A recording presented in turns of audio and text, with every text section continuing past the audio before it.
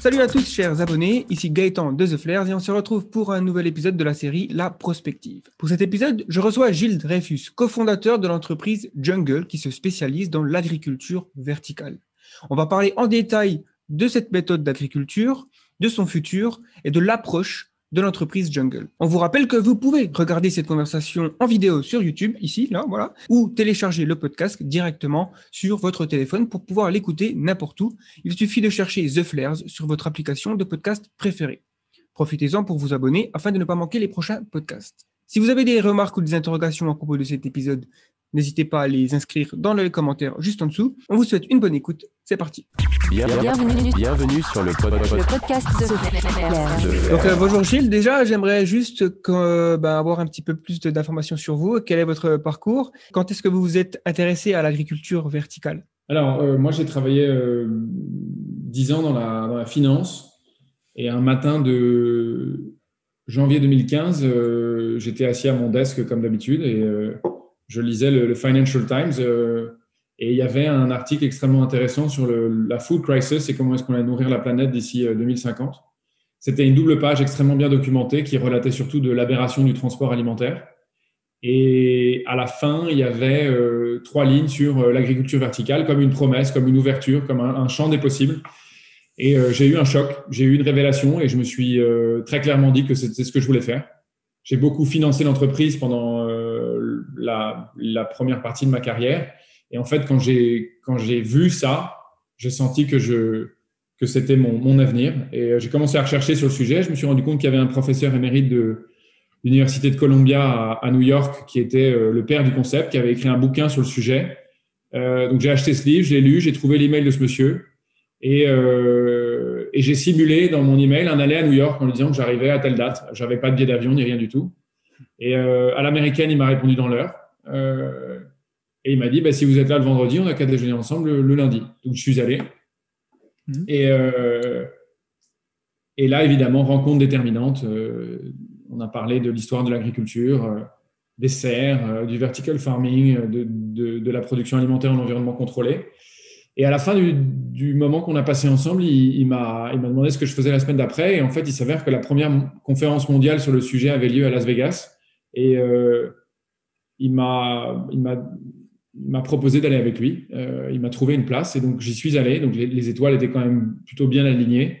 Et quand je suis arrivé là, la première personne qui parlait à cette conférence est la CEO d'une boîte hollandaise qui s'appelle Priva. Priva est le leader mondial du BMS, ce qui veut dire Building Management System. Donc si tu veux construire une tour, un hôtel ou un immeuble quel qu'il soit, n'importe où dans le monde, pour que la vie s'y installe, il faut faire circuler l'air et l'eau. Et en fait, cette société est leader mondial là-dedans, à la fois hardware et software. Et cette femme expliquait pourquoi est-ce que sa boîte avait investi des centaines de millions de dollars dans la production alimentaire en environnement contrôlé. Et en écoutant cette femme et la qualité des gens qui parlaient à cette conférence, je me suis dit que pour la première fois de ma vie, j'étais au bon endroit au bon moment. Donc, je suis rentré à Paris, j'ai plaqué mon job. Et je suis parti pendant 1 an de tour du monde pour essayer de comprendre ce qui existait. J'ai passé 3 mois au Japon, qui est le berceau commercial du vertical farming, pour les raisons évidentes qu'on connaît. Pas de terre agricole, très peu de terre agricole, augmentation de la population, problèmes nucléaires et tout ce qui s'ensuit. Et puis, importation de la majorité des produits. Donc, les Japonais ont été précurseurs là-dedans. Ensuite, j'ai passé pas mal de temps au Texas. J'ai passé plusieurs mois là-bas parce que d'une manière amusante, la tech a été développée au Texas au départ, ce qui n'est plus le cas aujourd'hui. Parce qu'en fait, les LED horticoles qu'on utilise, donc qui nous permettent de reproduire la photosynthèse en environnement contrôlé, proviennent de 40 ans de recherche de la NASA qui voulait faire pousser des plantes dans la Station spatiale internationale pour que les astronautes qui partaient en mission longue puissent se nourrir de la manière la plus normale possible, entre guillemets. Et j'ai passé du temps à New York où les premières opérations at scale ont été réalisées. Là, j'y ai rencontré aussi mon associé Nicolas Segui, qui lui,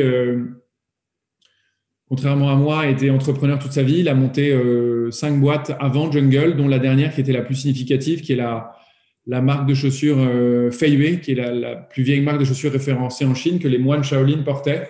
Il a acheté la licence de cette marque en 2001 et il a rebrandé et redesigné cette marque jusqu'à vendre 1 million de paires en 2009. Donc, un vrai beau succès. Et il a exité l'entreprise en 2014. Et sur un orbite parallèle au mien, il s'est intéressé à l'aberration du transport alimentaire et au problème des semences. Et on s'est rencontrés donc sur un rooftop farm à Brooklyn par hasard. On ne se connaissait pas. Et intellectuellement, ça a bien cliqué très rapidement. Moi, à l'époque, j'habitais à Paris et lui à Lisbonne. Mon idée, après cette année de recherche, c'était de faire une ferme verticale à grande échelle pour la grande distribution en France et la restauration. Et lui, il avait plus l'idée de fournir un one-stop shop technologique, donc le hardware et le software, à des entrepreneurs comme moi. Et comme l'industrie était très jeune à l'époque, on a décidé d'assembler nos forces et c'est comme ça qu'est né Jungle. Donc voilà, l'intérêt pour l'agriculture verticale, pour répondre, donc ça c'est mon parcours, et pour répondre à ta question plus précisément, l'agriculture verticale, moi je viens d'une famille assez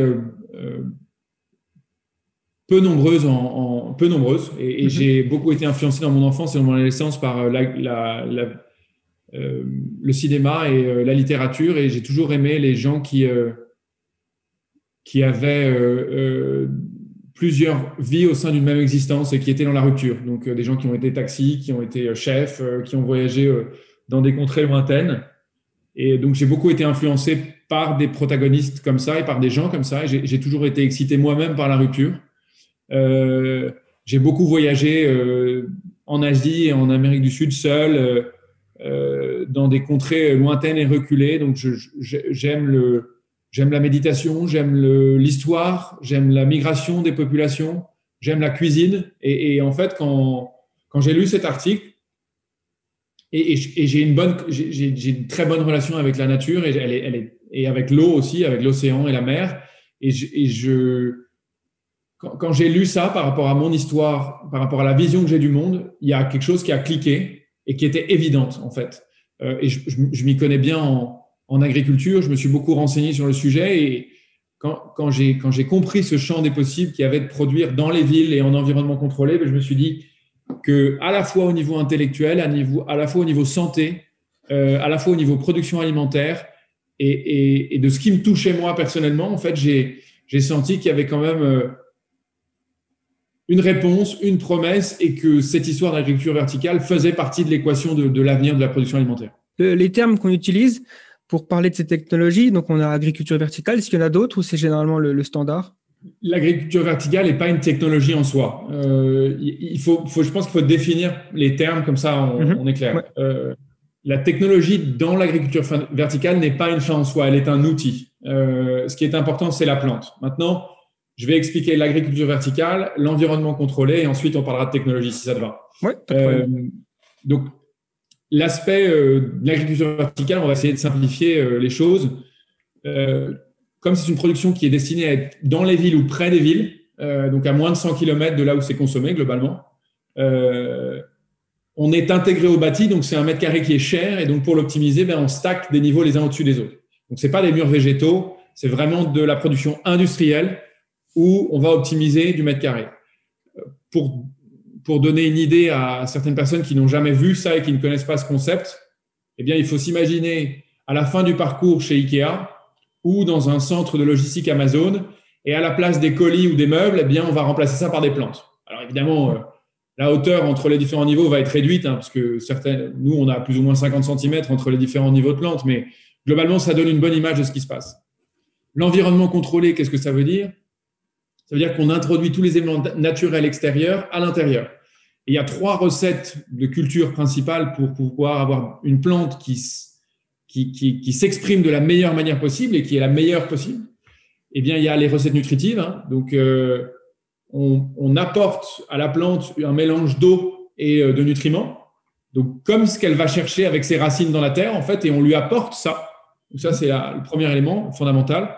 Le deuxième élément, c'est la photosynthèse. Pour qu'une plante se développe, il faut qu'elle réalise sa photosynthèse. Et donc là, grâce à des LED horticoles, on va induire le spectre et l'intensité lumineuse de la lumière du soleil à cette plante. Et chaque plante a besoin d'une recette lumineuse et d'une intensité différente. Et donc ça, c'est notre métier, c'est notre expertise d'aller lui apporter ça.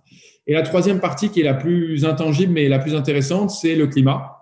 Et dans le climat, on va avoir une myriade de choses et une myriade de paramètres, mais les principaux sont la température, évidemment, l'humidité relative, la concentration de CO2, la circulation de l'air et la simulation du vent. Voilà.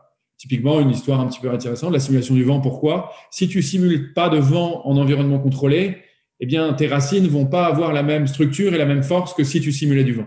Donc, on essaie vraiment de se rapprocher très précisément de ce qui se passe à l'extérieur. Ça, c'est un élément fondamental. Alors, on a compris l'agriculture verticale, on a compris l'environnement contrôlé. Maintenant, le moyen de culture. Nous, on utilise l'hydroponie et l'aéroponie selon les plantes qu'on fait pousser. En fait, il n'y a pas une technique qui est mieux qu'une autre. C'est la technique s'adapte à la variété de plantes que tu vas faire pousser. Et ce qu'il faut, c'est donner à la plante le meilleur environnement et la meilleure situation pour qu'elle puisse se développer d'une manière optimale et s'exprimer en termes de charge vitamineuse, gustative et d'odeur de la meilleure manière possible. Donc ça, c'est ce qu'on aime faire, c'est ce qu'on sait faire et c'est ce pourquoi on existe. Donc c'est très important. Donc ça, c'est le moyen de culture. Après, la technologie, quand il y a des sociétés anglo-saxonnes ou qui te disent qu'ils sont en train de révolutionner les choses, qu'ils ont la meilleure technologie, en fait, ce qui est important, c'est à qui tu vends, à combien tu vends et comment est-ce que tu organises ta production, quelle est ta densité au mètre carré. Mais la technologie en tant que telle, c'est pas une fin en soi, comme je te disais. C'est un outil. Les chambres de culture sont un outil. Tes recettes sont vraiment ta propriété intellectuelle et ton talent et ta compétence. Et après, comment est-ce que par rapport à ta culture et à l'amplitude de ta zone de production, tu vas automatiser ou non ta ferme verticale. C'est là où la réflexion doit se positionner. C'est pas j'ai la meilleure technologie, j'ai une bonne technologie. Non, c'est quel est mon marché, qu'est-ce que je vends, qu'est-ce que je fais pousser, à combien je le vends et comment je vais organiser ma taille de ferme et comment est-ce que je vais privilégier la main-d'œuvre et l'automatisation. Et en fait, ça va être une équation assez fine pour pouvoir avoir une équation économique et que tout ça fonctionne. Voilà. Donc ça, c'est le contexte. Maintenant, pourquoi est-ce qu'on fait ça ? Le nombre de vertus est très important, mais il y a, disons, 4 ou 5 éléments principaux. Quand on a compris l'agriculture verticale et l'environnement contrôlé, on appelle ça aussi du farming de précision, du precision farming. Et donc ça, qu'est-ce que ça veut dire ? C'est qu'on a par rapport aux recettes dont je parlais et qu'on induit aux plantes, eh bien, on a un résultat très précis sur le poids, le calibrage, la concentration des feuilles, le goût, l'odeur et la charge vitamineuse et nutritive. Donc, ce qui veut dire que globalement, la qualité intrinsèque possible qu'on peut atteindre est exceptionnelle. Donc ça, c'est la première chose, c'est la qualité du produit. Le deuxième élément, c'est comme on est en environnement contrôlé, on n'est pas soumis aux saisons, on n'est pas soumis à l'hiver, on n'est pas soumis aux nuages, à la pluie et tout un tas d'éléments qui vont perturber l'optimisation de la croissance d'une plante ou d'un fruit et d'un légume. Et donc, nos cycles, comme ils sont optimisés, ils sont plus courts que dans la nature. Et surtout, on en a une multiplicité. C'est-à-dire que, on va prendre un exemple très simple, le basilic vert, le basilic de Gênes, qui est un de nos best-sellers. Tu prends dans le sud de la France ou dans le nord de l'Italie, qui est l'endroit où ils poussent le mieux, ils ont entre 3 et 5 récoltes par an, au maximum 5. Nous, on en a 14. Donc, ça, c'est ce qui exprime et ce qui illustre très, très bien mon propos. Et donc, ce qui veut dire quoi ? C'est que l'équation économique qu'on a et la rentabilité qu'on a est beaucoup plus intéressante qu'une exploitation agricole traditionnelle pour cette même plante. Maintenant, effectivement, c'est pas le cas de toutes les plantes. Ça dépend de la région dans laquelle tu te trouves, du pays dans lequel tu te trouves et d'un nombre de facteurs extrêmement importants. Et on pourra rentrer dans le détail si tu veux, mais je pense qu'on va rester factuel là-dessus. Et le troisième élément qui est fondamental, c'est le fait qu'on soit en environnement contrôlé fait qu'on n'a pas besoin de se protéger contre des attaques d'animaux, de pucerons, d'insectes. Et donc, on a absolument 0,0% recours à des pesticides, des herbicides et des fongicides. Donc, c'est l'aspect santé et bien-être. Et ensuite, il y a une quatrième case qui regroupe pas mal de choses. Il y a l'aspect localité, puisqu'on est près de là où c'est consommé. Donc, on a une réduction du transport qui est considérable. Il y a un aspect de transparence alimentaire qui est de plus en plus recherché par les consommateurs. Donc, de la graine jusqu'à la récolte, on sait qui a germiné les graines dans son substrat. On sait quand la plante est passée dans nos systèmes, qu'est-ce qu'elle a subi comme recette de culture, donc de recettes nutritives, photosynthèse et climat dont on parlait tout à l'heure. Et quand elle sort et qu'elle est prête à être récoltée, on sait comment est-ce qu'elle va être packagée, dans un packaging d'ailleurs qui est 100% biodégradable. Comment est-ce qu'elle va être mise dans des cartons, conditionnée et acheminée et transportée vers le lieu où elle va être vendue. Donc tu vois aujourd'hui, avec des applications comme Yuka en France, mais d'autres dans d'autres pays, le consommateur veut absolument avoir accès à savoir qu'est-ce qui est bon, qu'est-ce qui est moins bon dans son produit. Et bien ça, nous, on est capable de pouvoir fournir ça d'une manière extrêmement lucide, honnête et transparente. C'est pas le terme transparent qui est utilisé d'une manière galvaudée dans l'ensemble de la production alimentaire et dans plein d'industries. Nous, on est vraiment transparent dans notre processus de production. Et puis, le dernier élément qui est vraiment très amusant et intéressant, c'est que nos plantes sont vivantes. Qu'est-ce que ça veut dire vivant ? En fait, on germine des graines dans un substrat. Ce substrat passe dans le système en tant que tel, donc c'est son environnement naturel. Et la plante est vendue en tant que telle. Ça veut dire que quand le consommateur l'achète, il n'achète pas une plante coupée qui est mise dans un blister en plastique ou autre, mais il achète une plante vivante. Donc, il achète de la vie végétale, il achète une présence. Il n'a pas besoin de le mettre dans son frigo. Et surtout, il peut le garder beaucoup plus longtemps. Mais il peut le garder pas plus longtemps pour le garder plus longtemps. C'est qu'en fait, les vertus de ce qu'on achète d'un produit qui est censé te nourrir, en fait, va délivrer cette promesse. C'est-à-dire que la charge nutritive, le goût et l'odeur va être conservée pendant la durée de vie de ce produit. Et typiquement, un basilic, je reprends l'exemple du basilic, peut très largement, notre basilic vert peut durer entre 15 jours et 3 semaines, très largement. Alors qu'aujourd'hui, tu peux même t'acheter un pot de basilic bio ou autre, tu vas quand même très largement, quelle que soit la saison, avoir des feuilles noires au bout de 2-3 jours et devoir le jeter plus rapidement que 15 jours, 3 semaines. Il y a une matrice environnementale, il y a une matrice d'avantages qui s'offre à nous. Là-dedans, il y a beaucoup de choses. Il y a la consommation énergétique, l'impact environnemental, la consommation d'eau, le fait qu'on soit sans pesticides, le fait qu'on crée des nouveaux emplois pour repérer ces fermes. Donc, il y a beaucoup de choses intéressantes et il est d'une manière assez commune expliqué que l'agriculture verticale consomme beaucoup d'énergie. C'est vrai. Pour faire fonctionner nos LED et le système de climat, ça consomme de l'énergie. Maintenant, si tu fais une moyenne globale de ce que tu as dans un supermarché dans une année glissante, eh bien, évidemment, en été, les choses viennent de local ou même du sud de la France, donc ça, tout va bien. Mais le problème, c'est qu'au fur et à mesure qu'on avance dans les saisons automnales et hivernales, il faut aller de plus en plus loin dans l'hémisphère sud pour pouvoir importer ce qu'on veut consommer et avoir le choix qu'on a dans les rayons. Donc tout ça, le transport aérien, le transport maritime de containers, de devoir récolter des fruits et des légumes quand ils ne sont pas mûrs pour pouvoir les faire mûrir dans des containers ou dans le transport aérien, ensuite de les conditionner dans une chaîne de froid, de les livrer dans des centrales puis dans des magasins, fait que quand même il y a une consommation, et puis sans compter tout le transport qu'il y a dedans et toutes les émissions de gaz à effet de serre que ça engendre.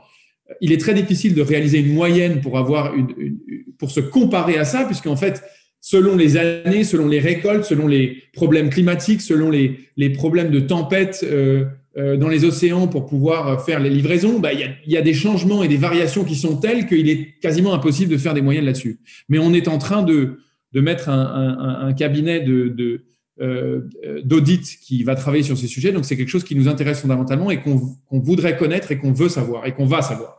Mais c'est difficile aujourd'hui. Maintenant, nous, l'avantage, c'est qu'on produit localement et qu'on produit à moins de 100 km de là où c'est consommé et vendu. Donc, il y a quand même un sujet, on consomme plus d'énergie, mais on n'en consomme pas beaucoup plus. Maintenant, les LED qu'on utilise, par rapport au marché du vertical farming, on utilise des LED en basse tension, donc on consomme 50% de moins d'énergie que l'ensemble de notre compétition. Après, dans la construction des fermes qu'on a, la réflexion d'intégrer des énergies renouvelables est évidemment évidente, de savoir quel fournisseur d'énergie on va utiliser pour pouvoir sourcer notre énergie et faire tourner nos machines est aussi fondamentale. Donc ça, c'est la partie énergétique. Maintenant, la partie consommation d'eau, à Château-Thierry, donc qui est notre première ferme significative, on est à 100% en récupération d'eau de pluie. Donc ça, c'est quand même un élément fondamental. Le stress hydrique que va connaître le monde est là, il est évident. L'agriculture utilise des quantités d'eau qui sont insolentes. Et nous, aujourd'hui, on répond à ce problème-là. Donc ça, c'est quand même un gros plus.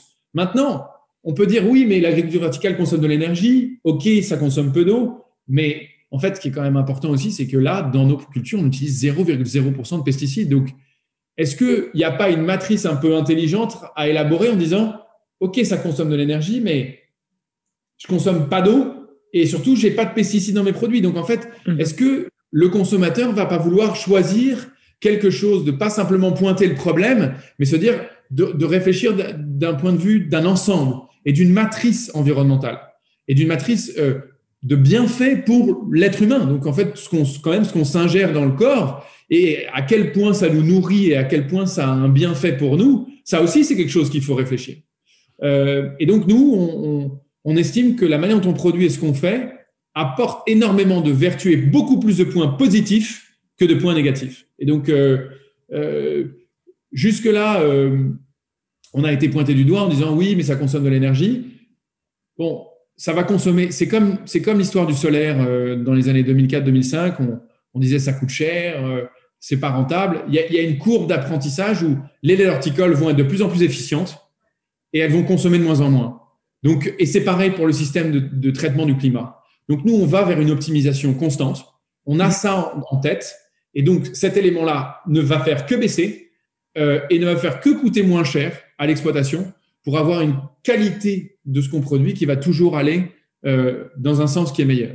Donc, en fait, et puis quand tu t'attaques à de l'innovation et une nouvelle industrie, il y a forcément des choses qui sont à la traîne. Nous, on a dû gérer des choses comme l'agronomie, la tech, les ressources humaines, parce qu'on a créé des nouveaux jobs pour opérer ces fermes et la modélisation financière, parce qu'il fallait parler à la grande distribution et avoir des modèles rentables. Et donc, effectivement, on n'a pas pu s'occuper de tout de suite, mais ces sujets et ces projets sont complètement dans la conscience collective de Jungle et on va toujours aller vers l'optimisation. Voilà, parce que on ne peut pas être une boîte à impact concernée par l'environnement et ne pas traiter ces sujets. Donc, c'est quelque chose qui est dans notre esprit, dans notre cœur et dans l'ADN de Jungle. C'est un procédé qui est clairement positif, comme tu l'as dit, si on pèse le truc sur la balance. Et ce qu'il y a de bien, c'est que si on prend juste la critique de dire que ça consomme beaucoup d'énergie, c'est aussi quelque chose qui peut être traité à la source si vous utilisez des énergies renouvelables pour alimenter les LED, par exemple. Donc, c'est un truc qui peut être directement taclé comme ça à la source avec une méthode, quoi. Au niveau de ce qu'il est capable, ce qu'on peut faire pousser aujourd'hui dans les fermes agricoles verticales, quelles sont les limites? Ce qu'on peut se dire, effectivement, ça peut. Parce que l'image généralement qu'ont les gens, je pense, c'est que on peut faire pousser des laitues, des salades, et que si on imagine, je sais pas, des plantes plus complexes, c'est là où on trouve les limites. Déjà, Jungle, quels sont les produits que vous proposez et quel est le futur de ce qu'on pourrait envisager faire pousser les fruits et légumes? Donc nous, aujourd'hui, en tant que tel, et je vais répondre à l'ensemble de ta question parce qu'il y a plusieurs questions dans la même question. Aujourd'hui, on fait pousser des salades, des herbes aromatiques, des jeunes pousses, mais aussi des tomates cerises. Mais Jungle n'est pas seulement actif dans l'industrie alimentaire, mais aussi dans l'industrie du parfum et de la cosmétique. Donc, on fait pousser des fleurs rares ou moins rares ou des plantes qui sont destinées à l'extraction et pour extraire une huile essentielle qui va être ensuite intégrée dans des recettes de parfum ou de crème ou de produits cosmétiques dans son ensemble. Donc, voilà, ça, c'est ce que Jungle fait aujourd'hui. Tout est possible. La limite, elle n'est pas agronomique, elle est économique. C'est-à-dire que, globalement, on peut faire pousser tout type de plantes. Maintenant, c'est selon l'équation économique, elle se résume à… Je vais essayer de le faire de manière simplifiée, mais c'est dans quel pays es-tu? Combien coûte le mètre carré du bâti dans lequel tu te trouves? Combien coûte le kilowatt-heure que tu vas recevoir du réseau?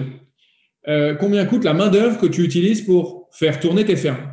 Et à qui t'adresses-tu? Est-ce que tu t'adresses à la grande distribution? Est-ce que tu t'adresses au food service? Est-ce que tu t'adresses à la parfumerie? Est-ce que tu t'adresses à la pharmaceutique? Et par rapport à cette équation, est-ce que tu as une équation économique qui est viable? Parce que agronomiquement, tu peux faire pousser tout ce que tu veux. Alors, tu ne vas pas mettre un citronnier ou un oranger dans une ferme verticale parce que ça monte à 2 mètres ou à 3 mètres. Donc là, tu ne vas pas avoir d'équation économique. Mais il y a énormément de végétaux qui ont la physionomie, donc la hauteur, la largeur et aussi la durée de croissance, c'est-à-dire le temps qu'un cycle de croissance et récoltable va prendre. Et qui sont donc éligibles à pousser dans une ferme verticale. Et nous, donc, on est très intéressés par tout ce qui est baies, donc fraises, framboises, mûres, myrtilles, qui sont des plantes, des fruits à haute valeur ajoutée qui sont vendus toute l'année ronde dans les supermarchés. On s'intéresse aussi à ce marché des mini-légumes, donc les poivrons, les piments, les aubergines, les concombres. Donc, voilà, ça c'est tout typiquement à la fois sur les fruits, sur les légumes, les légumes feuilles. Donc dans la salade, il y a roquette, cresson, épinards, mâche. Dans les herbes aromatiques, il y a tout le spectre possible et imaginable de ce qu'on peut connaître, mais aussi des plantes médicinales. Et dans les jeunes pousses, c'est les aromates, un cycle de maturité qui est différent et avec des vertus qui sont différentes. Donc tu vois quand même que et dans les industries parallèles qu'on a décidé de traiter et d'aborder avec Jungle, comme les parfums, le champ des possibles, il est extrêmement important. Et là, on pourra peut-être en parler après plus en détail, mais on peut même stimuler dans les plantes des expressions qui vont être plus fortes que ce qui se passe dans la nature. Donc, on a des avantages. On a un portefeuille et un champ des possibles et une palette de couleurs qui est très importante. Et surtout, on a des avantages et des vertus qui sont dans l'expression de la plante et dans le stress qu'on va induire à la plante qui peuvent être même supérieur que ce qui se passe dans la nature. Donc, sans modifier le génome ni l'ADN de la plante. Ça, c'est très attention. On ne fait pas de modification génétique chez nous. Ouais, c'est juste une question vraiment d'optimisation de la plante dans les conditions optimales, des choses qu'on ne trouve pas dans la nature, puisque forcément la nature, elle est capricieuse, il y a toujours des choses qui peuvent arriver. Donc, tu as parlé un petit peu aussi d'automatisation. Oui.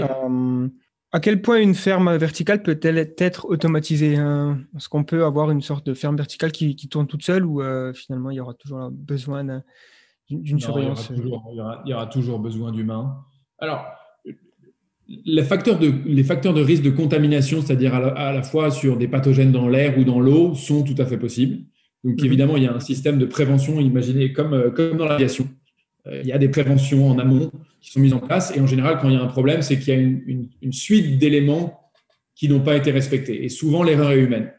Donc, il y a au niveau sanitaire et au niveau propreté et au niveau maintenance, il y a des choses qui sont faites pour éviter les problèmes. Maintenant, c'est l'œil humain qui va détecter quand il y a un problème et qui va devoir le détecter, l'isoler et le traiter. Donc, en général, il faut le faire assez rapidement parce que sinon, ça peut avoir des conséquences drastiques sur une production. Maintenant, c'est l'humain qui détermine quelles vont être les recettes de culture. Le savoir agronomique, il vient de l'humain et il viendra toujours de l'humain. Et on peut avoir un niveau d'intelligence artificielle, de caméras, de capteurs, de sensors partout dans la ferme. La personne qui va analyser ça in fine et qui va mettre en place cet outil, c'est-à-dire en amont et en aval, c'est l'humain. Donc, l'humain n'est pas remplaçable dans une production agricole. Il s'agit de vie végétale. Donc, on n'est pas en train de parler de choses du futur où tout va être fait par des machines et des robots. Pas du tout. On aura toujours besoin d'humains. Par contre, il y a des tâches comme la germination qui sont des tâches qui sont compliquées, qui sont longues. Et nous, quand on produit 10 millions de plantes par an dans nos fermes, et donc si tu dois germiner 5 graines pour le basilic, 10 graines pour la coriandre, 8 graines pour les tomates cerises, il y a des tâches comme ça qu'il faut automatiser. Donc, c'est une réflexion intelligente entre le coût de la main-d'œuvre, le coût d'une action humaine sur une tâche versus le coût de l'automatisation, c'est-à-dire d'acheter et de payer un capex en amont sur une machine. Et à partir de quand est-ce que cette machine peut être amortie et peut avoir un sens financier versus la main humaine et la pénibilité que cette main humaine va avoir à réaliser la tâche. Donc, c'est une équation intelligente, c'est une réflexion et c'est une équation qui est de bon sens et économique.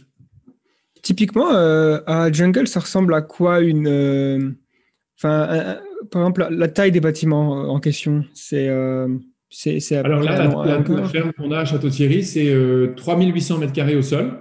Donc, c'est un grand hangar de logistique. Il faut imaginer, comme je te disais, soit un hangar de Amazon. On a vu tous ces images où il y avait des colis sur des dizaines de mètres avec différents étages et des robots ou des machines qui venaient chercher les colis selon les commandes. Eh ben, il faut imaginer un centre comme ça. Et sur les 3800 mètres carrés, on a 10 mètres de hauteur sous plafond, donc c'est quand même assez haut. Et ce qui nous donne une surface nette de culture qui fait à peu près 5500 mètres carrés.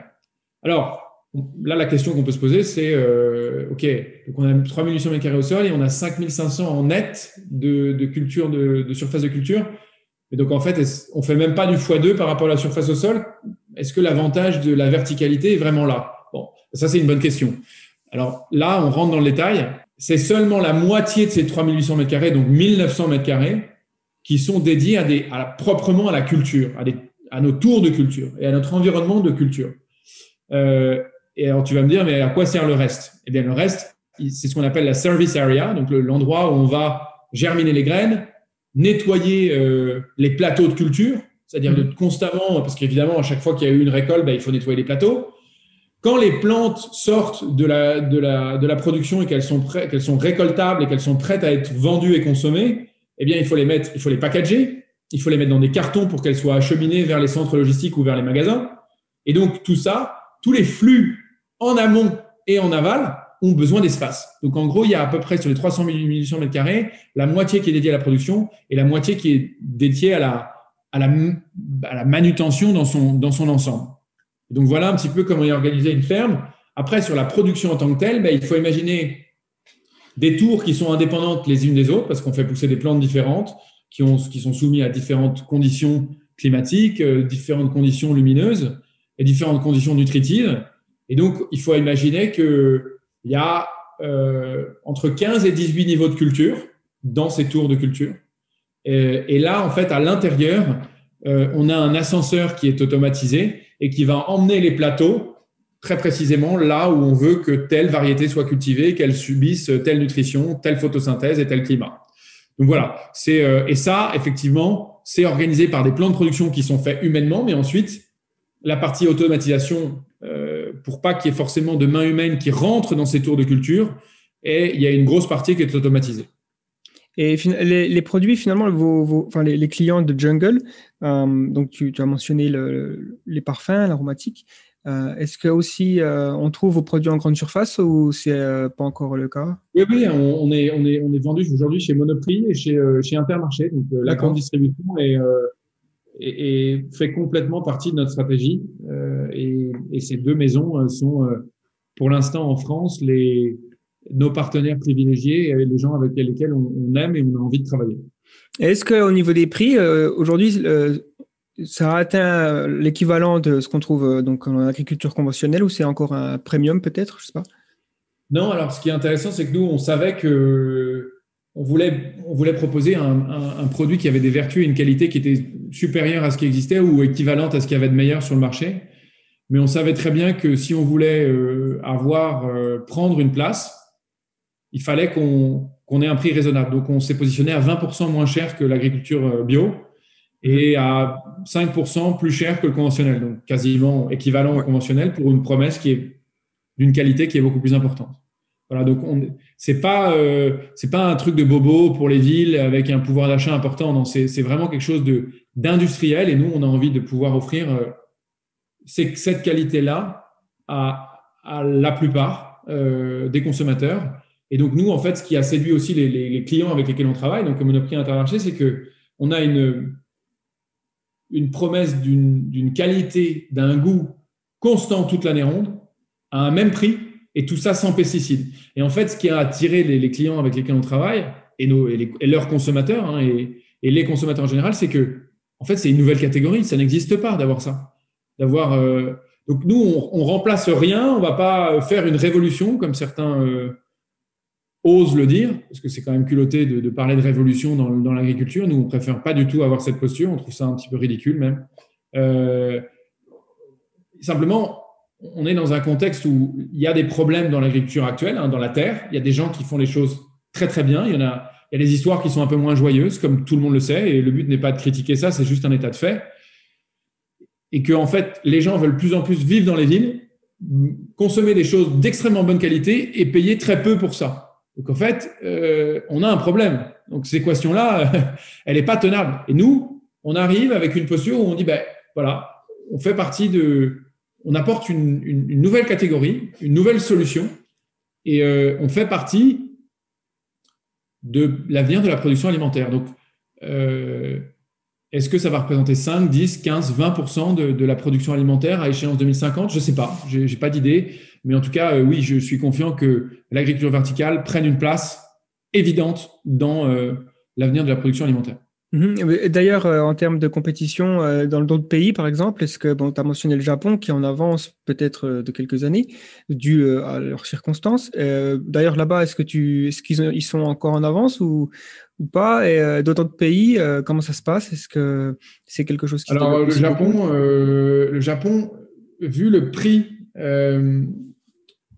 de ces produits et des produits importés, ils n'ont pas forcément fait… tu vois, tu peux trouver une tête de salade à des prix exorbitants par rapport à ce que nous, on est habitué à payer. Donc, ils n'ont pas eu l'obligation de développer une tech à échelle qui était extrêmement rentable pour distribuer des produits peu chers. En fait, eux, ils ont profité des prix élevés et donc ils n'ont pas été obligés de faire des grandes usines à plantes comme ce que nous, on est obligé de faire aux États-Unis ou en Europe. Donc, le Japon, finalement, n'a pas avancé très fort dans l'optimisation de l'agriculture verticale. En revanche, ça s'est passé aux États-Unis et en Europe. Et dans nos concurrents, nous, on a une boîte allemande qui est notre concurrent principal, qui s'est développée d'une manière extrêmement forte un petit peu partout en Europe et même qui a exporté son concept aux États-Unis et au Canada.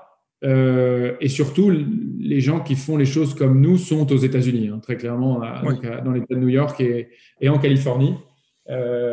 Maintenant, en France, il y a beaucoup, grâce notamment à Paris, à la mairie de Paris, des initiatives d'agriculture urbaine. Mais encore une fois, c'est quelque chose qui est très différent de ce que nous, on fait. L'agriculture verticale est à différencier de l'agriculture urbaine et elle est bien différente à bien des égards. Donc, il ne faut pas mettre tout dans la même case. Il y a des très bonnes initiatives d'agriculture urbaine, mais nous, on est sur de l'agriculture industrielle et à grand volume. Donc, ce qui n'est pas pareil que l'agriculture urbaine qui sera toujours, par définition, limitée par sa capacité de production et sa force de frappe. Parce que je me rappelle avoir vu un petit documentaire sur un concept à New York qui avait été financé aussi par le frère d'Elon Musk. Donc, c'est des conteneurs de bateaux où ils font pousser justement des plantes. C'est assez intéressant puisqu'ils maximisent aussi cet espace, puis qu'en plus… à New York, on imagine bien le prix du mètre carré, donc d'avoir des conteneurs. Alors, je vois très bien la société dans laquelle tu parles, et ça s'appelle 80 Acre Farms, ce qu'ils ont fait. Et nous, on a fait pousser dans des conteneurs aussi. On a étudié les economics de ça, et on est un petit peu sceptique sur cette histoire de conteneurs, parce qu'en fait, par définition, un conteneur est un espace qui est fini, et donc tu peux avoir un container ou un cluster de containers et donc en mettre les uns au-dessus des autres ou les uns à côté des autres. Tu devras toujours avoir une unité de traitement nutritif et de traitement de l'air.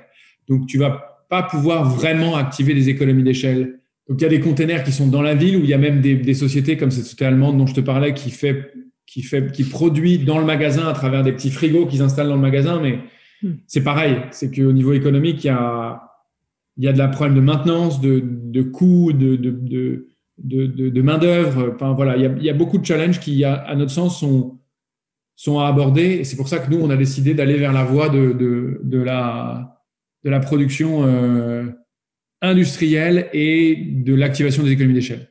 Mais nous, on ne détient pas 100% de la vérité. Il y a des pays qui ont des équations économiques qui sont différentes, des prix des mètres carrés qui sont différents, des énergies qui sont différentes. Et nous, ce qu'on veut, c'est qu'il y ait plein d'initiatives qui fonctionnent et que cette dynamique et cette machine et cette promesse de l'agriculture liée à la technologie se développe sous tout un tas de formes. Et nous, on est très heureux qu'il y ait des sociétés qui soient même concurrentes de nous, qui prospèrent et qui réussissent, parce qu'en fait, on se bat pour la même chose et le même combat, c'est qu'on puisse avoir accès dans les villes et même en dehors, en plus grand nombre, à des végétaux, des fruits et des légumes qui nous nourrissent et qui sont d'une extrême qualité, avec pas de chimie et pas de choses négatives pour le corps humain. Donc, pour l'agriculture conventionnelle, est-ce que tu as dit des retours d'agriculteurs, qu'est-ce qu'ils pensent de ces nouveaux procédés? Est-ce qu'ils sont inquiets? Est-ce qu'ils sont optimistes aussi? Est-ce que les deux peuvent coexister de manière bénéfique? Nous, je n'ai pas vraiment raconté à partir du moment où on a créé Jungle ce qui s'est passé, mais on a aussi beaucoup passé de temps avec des agriculteurs et notamment deux qui nous ont beaucoup aidés à faire attention à ne pas faire des grossières erreurs sur qui on était et qui on allait devenir, c'est-à-dire la posture qu'on devait prendre. Et quand je te disais tout à l'heure, révolutionner l'agriculture, c'est typiquement ça, c'est-à-dire qu'il y a des gens qui se battent 7 jours sur 7 depuis des générations pour produire de l'alimentaire, donc nous, on a un grand respect pour ça. On a tout appris et tout fait grâce à la connaissance de ces gens-là, c'est-à-dire l'environnement contrôlé, hein, ça vient de siècles et des siècles de connaissances agronomiques et agricoles. Et donc, on ne prétend pas être mieux, au-dessus qu'un agriculteur. Vraiment, on a un énorme respect et toute la connaissance qu'on utilise vient de là. Maintenant, comme je l'ai dit, il y a des problèmes, il y a des sujets. Il y a beaucoup d'agriculteurs qui en ont conscience et qui respectent, qui sont de plus en plus ouverts à ces méthodes de production. Il y a un grand nombre d'exploitations agricoles qui sont en hydroponie depuis des dizaines d'années. Ça existe depuis très longtemps. Et il y en a d'autres qui sont farouchement opposés, hein, comme de toute innovation, et qui ont l'impression qu'on va leur prendre des parts de marché, alors qu'on fait des choses différentes. Et comme je l'expliquais, on est un produit qui est complémentaire. D'ailleurs, le terme de purement franco-français, hein, qui caractérise l'hydroponie et qui est le hors-sol, ça a été créé par... qui est un terme très péjoratif dans l'absolu. Hein. Effectivement, il y a des gens qui font du hors-sol et de l'hydroponie et qui veulent de l'optimisation. Hein, il y a des sociétés hollandaises, il y a des sociétés en dehors de France qui mettent très peu de nutriments et qui veulent vraiment avoir une équation économique la plus rentable pour eux, dans des endroits où il y a peu de soleil. Donc, effectivement, il y a des choses qui sont faites aussi dans l'hydroponie qui sont très mauvaises. Hein. Donc, après, c'est de ne pas tout mettre dans le même sac sur l'hydroponie, de ne pas avoir des idées préconçues sur la manière dont les choses sont faites et d'avoir une lecture bien précise et d'avoir une connaissance de ce qui est réalisé. Nous, chez Jungle, on veut que la plante s'exprime de la meilleure manière possible. Donc, on met les moyens pour que ça soit le cas. Et il y a beaucoup d'agriculteurs ou de personnes qui ont une mauvaise connaissance de ce qu'on fait, qui mettent tout dans le même sac. Comme si nous, on disait tous les agriculteurs mettent plein de pesticides. Ce serait un petit peu bête et réducteur. Il y a des gens qui font de l'agriculture d'une certaine manière et d'autres qui la font d'une autre manière. Nous, on fait de l'hydroponie, on fait de l'agriculture verticale en environnement contrôlé et on sait et on peut prouver que ce qu'on fait est d'une extrêmement grande qualité et que notre méthode de production a des vertus. Et donc, il y a des gens qui seront pour, d'autres qui seront contre. Et ce qui est important, c'est de respecter tout le monde. Et nous, c'est ce qu'on a fait jusqu'à maintenant. Et on va continuer comme ça. Mais on compte effectivement faire en sorte que de plus en plus de consommateurs puissent avoir accès à nos produits parce qu'on estime qu'elles ont des vraies vertus. Est-ce que dans le futur, en 2050 par exemple, hein, si on se projette, on peut envisager qu'on puisse avoir ce genre de ferme verticale carrément dans les bâtiments résidentiels, c'est-à-dire que, je sais pas, c'est juste un scénario que j'ai imaginé comme ça, par exemple, dans les nouveaux développements immobiliers, il y a un étage qui soit consacré à la production locale de ce type de nourriture et qui pourrait servir à nourrir les personnes qui vivent. C'est compliqué parce que c'est toujours l'appétit financier de développeurs immobiliers. On est toujours à la merci de ça. Est-ce que le monde va tellement changer qu'on ira dans ces choses positives de dire on dédie une surface de mètre carré qui est chère dans une ville pour pouvoir produire des aliments? J'espère. Je crois qu'on n'y est pas aujourd'hui. Mais j'espère que ce paradigme-là va changer. Mais très clairement, aujourd'hui, on doit s'adapter. C'est pour ça que je mets bien une distinction très claire entre l'agriculture urbaine et l'agriculture verticale. C'est-à-dire que tu ne peux pas faire de l'agriculture verticale et urbaine dans le centre-ville parce que le prix du mètre carré, il n'est pas possible. Tu n'as pas d'équation financière. Donc, c'est pour ça que nous, on estime que d'aller entre 50 et 100 km de la ville, tu as un prix du mètre carré qui baisse drastiquement. Et là, tu peux avoir une équation économique intelligente. Et d'être à 1 km ou à 10 km ou à 80 km de là où c'est consommé, c'est un faux sujet. Parce que le coup de fourche, c'est-à-dire de mettre de la marchandise agricole dans un camion, que ce soit à 10 ou à 80 km, le coût ne change pas drastiquement et les émissions de gaz à effet de serre sont quasiment égales.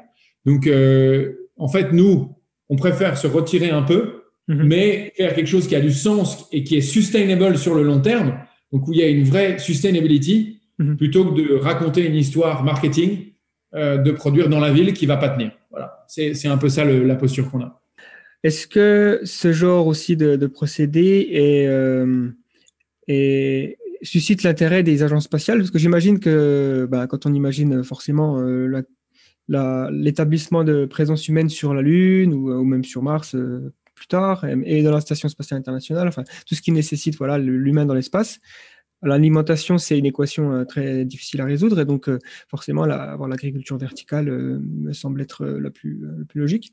Est-ce qu'il y a eu déjà des recherches de fait? Je crois que tu en as parlé un petit peu. Évidemment, comme je te disais, la recherche sur les LED horticoles, c'est 40 ans d'histoire de la NASA qui a testé ce qu'on appelait les High Pressure Sodium Lamps, donc les lampes HPS qui sont l'ancêtre de la LED, pour pouvoir faire pousser des plantes dans la Station spatiale internationale pour nourrir le plus près de ce qu'un astronaute peut connaître sur Terre dans l'espace, et donc qui puisse se nourrir le plus normalement possible, et donc avoir un moral et une psychologie et une charge nutritive qui va faire qu'il va pouvoir être efficace dans son rôle d'astronaute. Maintenant, nous, on a fait au tout début de Jungle, on a participé en Allemagne avec le Centre spatial allemand à un workshop sur l'avenir de la production alimentaire dans l'espace. Donc, c'est des sujets ça a été testé dans des contrées extrêmement froides et lointaines, en Antarctique, au pôle Nord, où des containers ont été installés par les agences spatiales pour pouvoir voir à quel point est-ce que, dans des conditions extrêmes, comment est-ce que la production alimentaire pouvait réagir et comment est-ce que l'environnement contrôlé pouvait avoir un impact. Il y a beaucoup de sociétés qui travaillent sur des bases vie, sur des explorations pétrolières, minières, qui ont besoin dans des déserts, dans des zones où il n'y a pas de nourriture qui pousse, qui ont exploité de la production alimentaire en environnement contrôlé aussi. Après, oui, les agences spatiales sont concernées par ça. Oui, c'est une solution pour la Lune, pour Mars et pour tout ce qui est en train d'être constitué. Maintenant, nous, Jungle, intellectuellement, bien évidemment qu'on est intéressé à ça, mais ce qui nous concerne aujourd'hui, c'est quand même la Terre. Et ce qu'on va faire dans les 5, 10, 20 années à venir pour répondre aux problèmes qu'on a déjà ici. Voilà, c'est quand même, nous, notre focus principal. Maintenant, oui, il y a des choses qui sont faites, il y a des choses qui vont être faites. L'exploration pluriplanétaire est en marche. Et peut-être que dans les années à venir, Jungle s'intéresserait à ça. Pour l'instant, on se focus sur notre planète et nos compatriotes humains qui sont ici. Bien sûr. C'est juste que ça arrive aussi que l'espace offre tellement de contraintes que les solutions qui sont trouvées dans ces contraintes-là permettent des fois de faire des choses sur Terre, et donc il pourrait y avoir un effet. Et donc, dernière question, qui est une question qui ne concerne pas directement l'agriculture verticale, mais l'agriculture cellulaire. Est-ce que, selon toi, ça fait partie de l'avenir alimentaire aussi, en complément? Enfin, donc là, ça concerne la viande, donc faire pousser de la viande, encore une fois, dans un environnement contrôlé. Dans le cas de l'agriculture cellulaire, c'est dans un bioréacteur, etc. Est-ce que tu suis aussi de près ça, vu que tu t'intéresses aussi à l'avenir de l'alimentation? Bien sûr, ça m'intéresse fondamentalement. Tout ce qui est production d'insectes, nous, on est très proche d'une société qui s'appelle Insect, qui sont nos amis avec lesquels on échange énormément. Donc, tout ce qui est innovation alimentaire m'intéresse fondamentalement et intéresse Jungle aussi très, très fort. Alors, tout ce qui est viande et production cellulaire, l'aberration de la production bovine est quelque chose, surtout sur la consommation d'eau et sur son transport, connaît bien des problèmes et bien les sujets. Donc, il y a un vrai élément sur ces viandes végétales et sur cette production cellulaire, comme tu parles. Maintenant, il faut faire attention aux limites de cette agriculture, puisque quand même, il y a une grosse partie de soja et de céréales qui sont introduites dans ces recettes de viande végétale qui sont pas tout à fait nettes dans leur sourcing. C'est-à-dire que aujourd'hui, ce qui va nourrir l'industrie bovine, donc pour produire de la viande, c'est du soja et c'est des céréales qui vont être utilisées peut-être avec des OGM, peut-être avec des pesticides. Et donc, est-ce que il faut être sûr que la production agricole qui va nous permettre de réaliser ces viandes végétales est propre et correspond à des normes et à des régulations qui vont être positives pour nous. Parce que si on arrête de produire de la viande qui, par son essor, doit consommer du végétal qui est mauvais pour la santé et qu'on ingère indirectement de champs qui n'ont pas fait les choses comme il fallait, et qu'on fait ça pour de la viande végétale, est-ce que vraiment ça a un intérêt? Voilà, donc c'est de cadrer la réflexion qu'il y a derrière et de savoir vraiment dans cette viande végétale qu'est-ce qu'il y a, comment est-ce que c'est produit et où est-ce que ces entreprises comme Impossible et les autres sourcent leurs matières premières pour faire ce produit-là. Donc, moi, je suis complètement pour, je suis ça. Je pense que ça a une place évidente. Le mouvement du végétarianisme, du véganisme est quelque chose de très inspirant, de fondamental pour le monde dans lequel on vit aujourd'hui.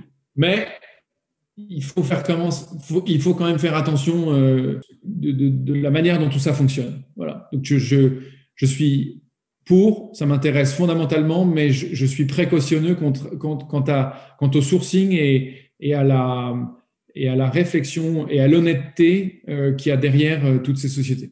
Oh, il y a l'agriculture, donc effectivement, les plantes, la viande issue de végétaux, mais il y a aussi la viande faite à partir de cellules animales directement. Donc, il n'y a pas d'animal qui est mis au monde et qui est élevé, mais on prend juste les cellules. Et grâce à des molécules, on en reproduit d'autres. Ouais. Donc ça, c'est très récent. Ça a quelques années. Ça, je dois dire que je préfère pas donner d'opinion parce que je m'y connais moins bien. Et donc, je parlais plus de ces sociétés qui utilisent des céréales plus que de la partie moléculaire. Comme Beyond Meat. Je préfère pas m'exprimer parce que ma connaissance est limitée.